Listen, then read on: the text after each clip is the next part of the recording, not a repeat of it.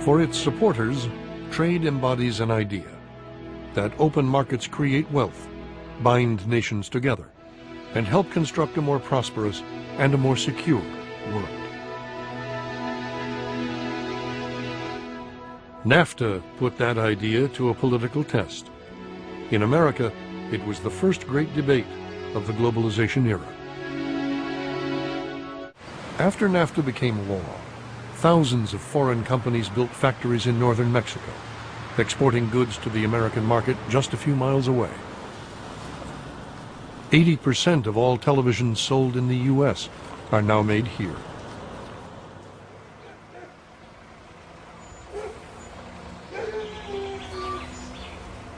Nearly 1 million workers found new jobs along the border in northern Mexico. Pues ya lo poco que me va quedando, pues yo lo voy ahorrando para poderle mandar a mis hijos. I have 2 children. In the South, I didn't have a job and couldn't give my children what they need. Pues yo no le puedo dar. I left them behind with relatives and came here to find work. I found a job in a television factory. I earn enough to send some money home to my children. I couldn't do that before. This is a country of over 100 million people. And there's no question that those 10 to 12 million people who live in the north and the border area are not doing badly by Mexican standards. And it has become more industrialized with more jobs, higher wages, better social indicators, etc. The people in the south are doing very badly by Mexican or by anybody's standards. 40% of Mexico's population lives in poverty. Mexico's embrace of NAFTA and free trade was part of a broader change in thinking within developing countries. Their governments increasingly saw open markets as the key to economic growth. I worked 15 years for Coca-Cola. I started as a route salesman. I started right from the bottom. And I learned that discipline, that hard working, that talent is the way to succeed. I always seen globalization as an opportunity. Just the trade agreement with the United States has moved our total trading, which was 6 years ago $40 billion US, today is $280 billion US in just 6 years. Nobody loses, everybody can win.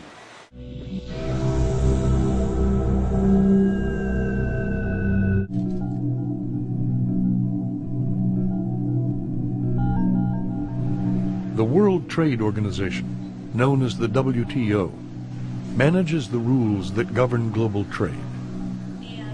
In late 1999, delegates from 135 nations gathered in Seattle. They planned to launch a new round of negotiations that would expand trade even further. Instead, Seattle was a watershed. As one could see from the way Seattle exploded, it really caught the people at the World Trade Organization meeting there quite by surprise. The largest environmental organization in the world with offices in more than... They can take us away, but they cannot silence us! And it became a lightning rod for all of those people across this very broad spectrum who are concerned by some aspect of globalization or what they perceive as globalization or by the causes that animate and move them. While the protesters represented an array of interest groups, the majority were from American labor unions, which had bussed in thousands of their members. People came together from all over the world in Seattle to say that the rules of the current global economy, as embodied in the World Trade Organization, are unfair, they're bad for developing countries, they're bad for workers, and they're bad for the environment. In the 1990s, the expanding U.S. economy created 17 million new jobs, but union share of the workforce had fallen dramatically. The AFL-CIO blamed cheap labor overseas.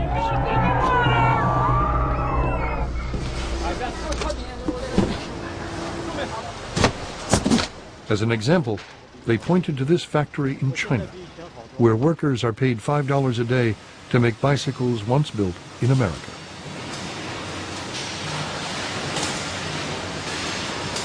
Our workers are in direct competition with workers overseas. We can't control whether every single job stays in the United States or not. But it's another thing to lose jobs to workers who are being denied their fundamental human rights, who are not represented by independent trade unions. And so that changes the nature of competition that American workers face. Countries that opened their markets saw their overall wealth and living standards increase. Yet the politics of trade were less straightforward than the economics. It's always difficult to sell open markets. There's a basic problem that the costs of open markets, whether it's somebody losing a job particularly, are very obvious. The benefits are much less clear. Whoever said on Christmas Day, gosh, thanks. Without open markets, I would have only been able to buy half as many toys for my kid. On the other hand, every job loss that can remotely be connected to international trade, people do. So this problem of invisible beneficiaries and very visible losers is one that bedevils the political economy of trade. The truth is that the business community has very good access to the international institutions and to their own governments. And we hit the streets because we feel that we have a harder time getting our governments to listen, or that our governments are unresponsive to the concerns that we've raised. But inside the Seattle meeting, the union's demands met stiff resistance from the developing world. They wanted more trade, not less. Poorer countries charged that America and Europe unfairly protect industries with powerful union and business support. Let's take textile trade. Now, all textile imports into America, for example, are governed by quotas. Every country is allocated a certain quota. It's not free trade. It's managed trade. America is free to sell textiles to us, but we are not free to sell textiles to America. Developing countries forged a negotiating bloc to make Western markets more open. This should not be a time when big countries, strong countries, the world's wealthiest countries, are setting about a process designed to enrich themselves.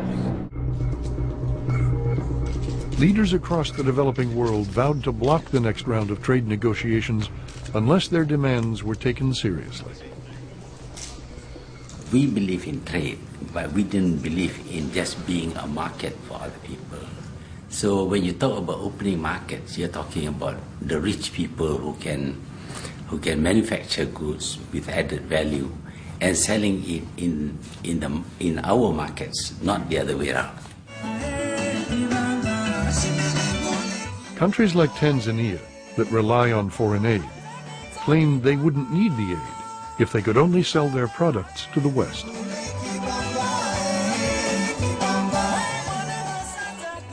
We talk about a level playing field, but in fact it is very much tilted in their favor.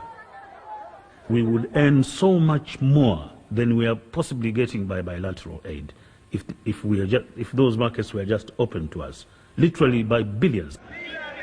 Global poverty soon became the galvanizing issue among globalization's opponents.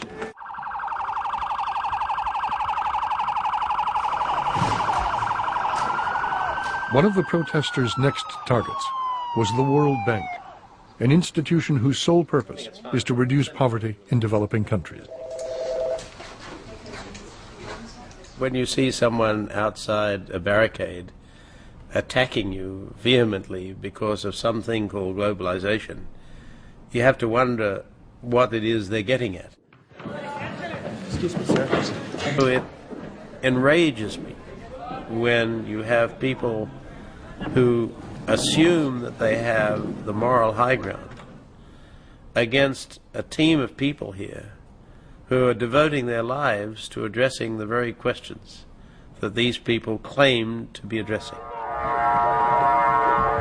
But the protests had become impossible to ignore Inside the World Bank and other institutions, officials struggled to make sense of the growing debate. The protest movement is multifaceted and the anger is multifaceted, but there clearly is a sense of losing control and a sense of alienation. The old structures and the old institutions and the old lines aren't working anymore. And I think we're at a stage where there is this extraordinary chaos in international organizations, in international rules of the game that we're trying to define. And we're not there yet. And I think, like any chaotic situation, when you're in the middle of it, you don't see the way out.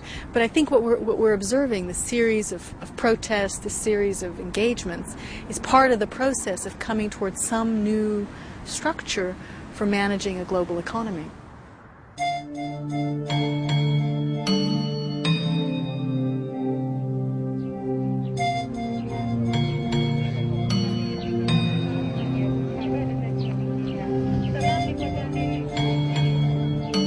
Globalization did not cause global poverty, but it did make us more aware of it. And by creating a single global market, it raised the question of how that market benefits the world's poorest nations.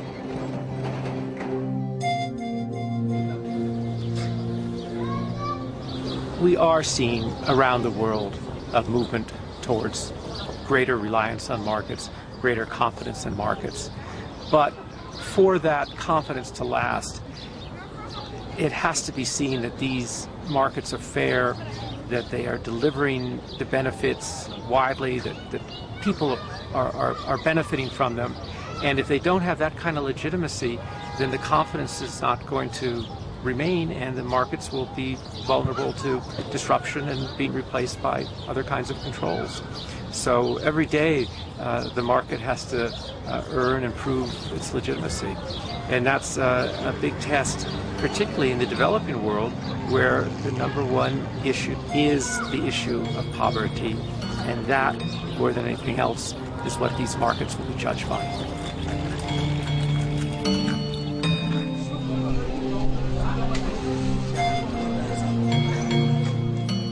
The world is more unequal than at any time in world history.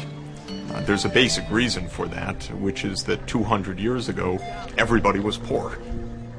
A relatively small part of the world achieved what economists call modern economic growth. But those countries represent only about 1/6 of humanity, and 5/6 of humanity is what we call the developing world. It's the vast majority of the world. The gap can be 100 to 1 in some cases, maybe a gap of $30,000 per person and $300 per person. That's absolutely astounding, to be on the same planet and to have that extreme variation in material well-being.